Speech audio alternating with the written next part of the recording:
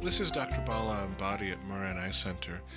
I'm very happy to share some of our work overseas on international humanitarian missions to treat blindness in the third world, as well as discuss some of our research to find new treatments for blinding conditions. In the world, cataracts still account for a large number of patients who are blind in both eyes. While cataracts are eminently treatable, there are simply not enough ophthalmologists in the rest of the world to take care of all the patients who are blind from cataract. Macular degeneration, diabetes, and glaucoma are the leading causes of blindness that are not due to cataract.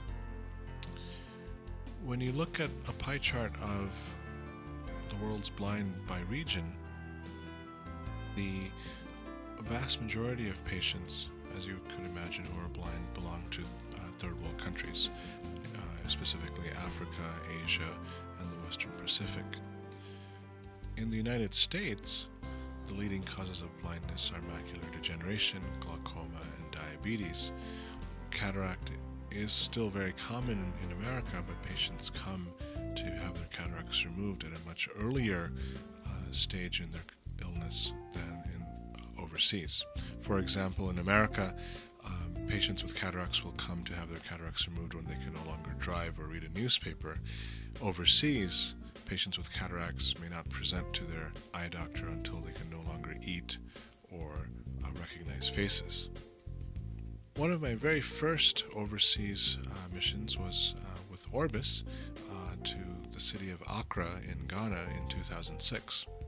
Orbis is a wonderful organization that has a DC-10 aircraft, and this DC-10 aircraft is the world's only flying hospital outside the United States military. Indeed, it's called the Flying Eye Hospital. In the front of the plane, as you can see, is a classroom where doctors can watch live surgery and review interesting cases from visiting faculty from around the world. And behind the classroom is a clinic area where patients come in for preoperative evaluation and postoperative care as well. At the back of the plane is a pre-op and post-op area where patients are readied for surgery and then recover immediately after surgery. Visiting faculty come from around the world, and I've been very happy to work with people from the United States and Africa and Britain and so on. In Malaysia, I focused on doing corneal transplants. Corneal transplants require donor tissue from patients who have died and donated their eye, and taking corneal tissue from America, which is an exporter of donor corneas, to the rest of the world, which has a shortage, to the plane, wherever the plane might be, is a bit of a production. Getting the corneas through customs, through security, and keeping them refrigerated on the plane requires a lot of effort from the flight attendants, the airport staff, and myself. And it's a process that is important because the rest of the world often does not have refrigeration and electricity consistently to support eye banking, and that's why corneal tissue and corneal transplants are so scarce in much of the rest of the world. Now, on the plane, in the center of the plane, over the wings, is the operating room. In the operating room is a fully equipped modern operating facility with a microscope, a cataract surgery machine, all the surgical instruments that one would need, and it is jammed right up to the walls of the sides of the aircraft, and it is tight, but it is more than adequate to perform modern ophthalmic surgery. The plane crew includes full-time nursing and anesthesia staff, and during the surgery I'm assisted by a hands-on trainee who learns steps of the surgery. As you can see, the visiting faculty wear microphones during the surgery to teach the ophthalmologist at the front of the plane as you're operating, and this is interactive. The local doctors can speak with you while you are operating. After the surgery and for other patients, we do see patients on the plane as well as in the local hospital with fully equipped clinic facilities. In 2009, I was very honored to go to the land of my birth in India. I went to a city called Jaipur, which is called one of the palace cities in India. It had a lot of royalty historically. And this was my first time to this particular part of India. With me was Dr. Johnson from Britain, who was a leading pediatric ophthalmologist, and assisting me in the operating room were capable and very talented nurses from South Africa and South Korea. I was honored and grateful for the opportunity to take care of patients from my land of birth and work with local staff and ground staff from around the world, as well as at the local hospital where we spend 1 or 2 days operating with the local community nurses and physicians as well. The plane is called the Flying Eye Hospital, but in reality it should be called the Parked Plane Eye Hospital. The plane usually occupies a section of tarmac for a full 3 weeks, and every week there are 3 different visiting faculty who come to teach and perform the different specialties within ophthalmology. As you can imagine, this requires permits from the local Ministry of Health and Ministry of Aviation and the local airport, and is a fairly large production to get everyone on the same page. And so the planning visits for plane missions include a great amount of negotiation with the local governments to set everything up. We do have a little bit of time to do a bit of sightseeing. This is a picture of myself with Dr. Hunter Chorak, the medical director of Orbis, when we went to the famous Butter Palace near Jaipur. It was nice to have the opportunity to see some of the different old sites and majestic places in India. My most recent Orbis mission was in the Philippines, in Manila, and this was a very teaching-oriented trip. We partnered with the local academic department of ophthalmology at St. Luke's Hospital, and Philippines is a very interesting country where there is great poverty and first world facilities at the same time. It's a country that's emerging from third world status and really becoming a power in East Asia.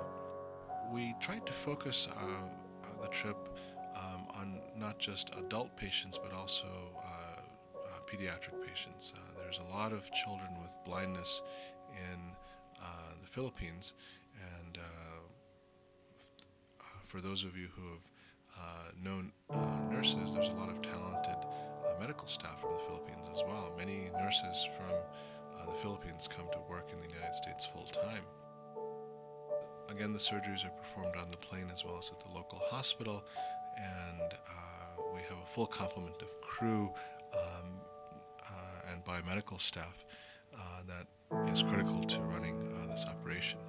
My hands-on trainees were Dr. James Herrera and Dr. Adonis, who are both planning to be cornea specialists in the Philippines, and this really affords the opportunity to build friendships and do skills transfer where what you're doing is not only service but true teaching.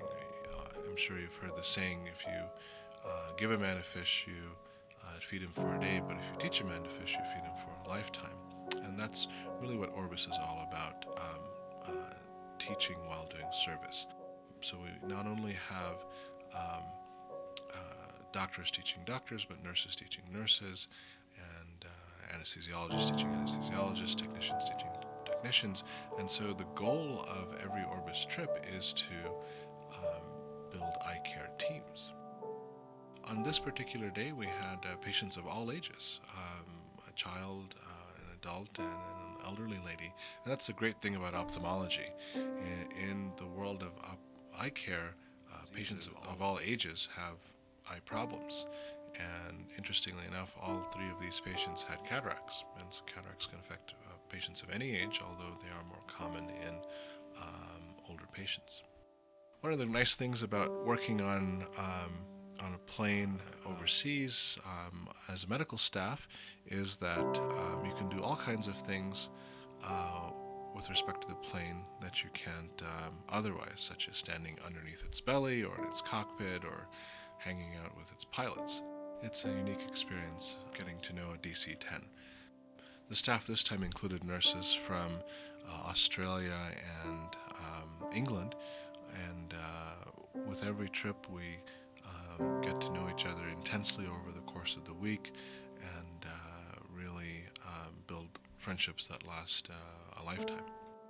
The child in the middle is a little girl who unfortunately got hit with a stick in her eye when she was 4 years old, and she lost the lens of that eye at the time, and this particular day what we were planning to do is insert a new lens.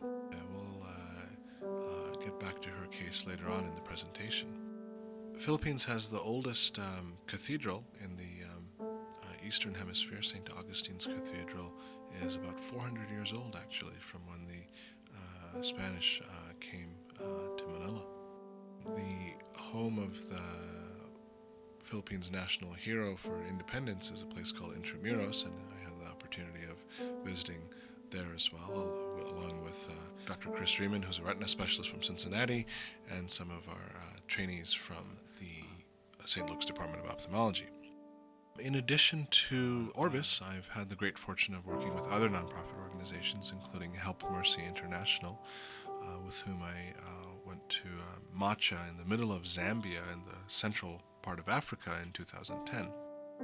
Macha is a remote village literally in the middle of nowhere, approximately 4 hours north of Victoria Falls and 5 hours south of the capital, Lusaka, in Zambia. It's a very dusty environment. We were there in August, which is the dry season, and as you can imagine, there's very little care in that part of the world. There's one ophthalmologist per million people in Africa, as compared to one ophthalmologist for every 15 or 16,000 people in the United States. So patients wait for long periods of time to be seen. We often had very poor facilities, and our microscopes may have broken down or not be operational, and we'd have to do procedures with minimal equipment at times. And sometimes we'd have to operate without anesthesia, which was also a challenge, quite a bit of a challenge, especially for the patients. We're teaching local trainees how to do more of the modern steps of cataract extraction. Until 50 years ago, after cataract surgery, there was no such thing as putting a lens inside someone's eye to replace the cataract. Until 20 or 25 years ago, there was no such thing as ultrasound to remove cataracts, and so incision sizes were much larger, and that type of what we would consider antiquated surgical technique is still what's present in the rest of the world. And what that means for patients is a lot more pain, a lot longer recovery, and worse vision. And what we try to do in these trips is to take doctors who are experienced in the older techniques and give them the new skills so that they can advance their own standard of care and medical practice. And teaching involves both hands-on and video and surgical technique demonstration. It's one of the great joys of ophthalmology is the ability to teach others how to restore vision and thereby help all the patients they will in the future. In Africa, I did have one free day, and it was nice to see the animals in Africa, because Africa has the coolest animals. We got very close to some giraffes in a place called Mosi Otunya Game Park, which is in Zambia, right next to Victoria Falls.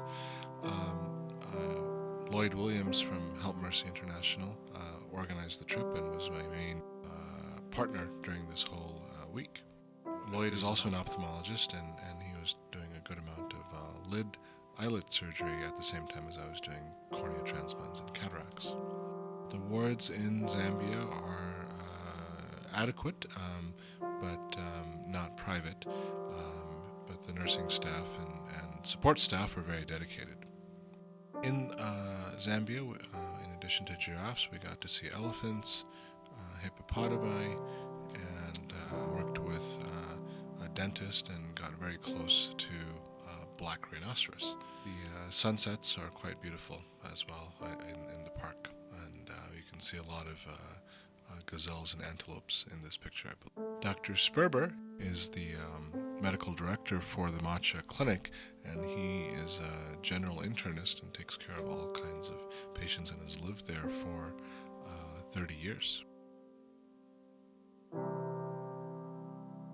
Last year in 2011, I worked with another nonprofit called Sight for the Sightless, which focuses on KK Eye Institute in a city called Pune in western India. And KK Eye Institute was established 10 years ago, and I was happy to meet all the patients on the first day. This trip also focused a lot on children with blindness, and unfortunately in India, if a child winds up in an orphanage, medical care becomes very hard to manage. And there are many patients, unfortunately, who have congenital cataracts, congenital corneal diseases, who could have been treated when they were babies, but unfortunately, by the time they get to age 10 or 11, it's too late to make much of a difference. I was working with Dr. Kapoor and Dr. John, who were the ophthalmologists at KK Eye Institute. Teaching was a big part of this trip as well. When this little boy had cataract and some corneal scarring, and we were actually able to take care of him later in the week. On one of the days, we had a symposium with 30 local ophthalmologists and went through some of the advances in cataract and corneal surgery that they had questions on. And this too was facilitated by surgical video and live surgery. The head nurse, Mrs. Priya, was a short, squat lady who was very joyful and very